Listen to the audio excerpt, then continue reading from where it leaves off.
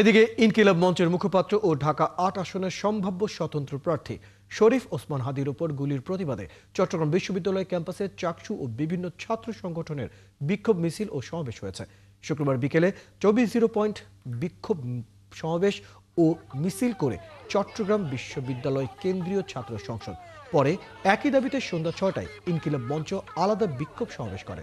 সন্ধ্যা ৬:৩০টায় বিক্ষোভ মিছিল ও সমাবেশ করে শাখা ছাত্রদল।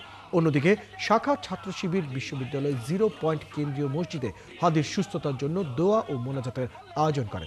সমাবেশে বক্তারা হামলাকারীদের 24 ঘন্টার মধ্যে গ্রেফতার করে দৃষ্টান্তমূলক শাস্তির দাবি জানান। তারা আরও বলেন, দ্রুত ব্যবস্থা না নিলে ছাত্র সমাজ ও সাধারণ জনগণকে সঙ্গে নিয়ে আরও কঠোর আন্দোলনে নামার ঘোষণা দেওয়া হবে।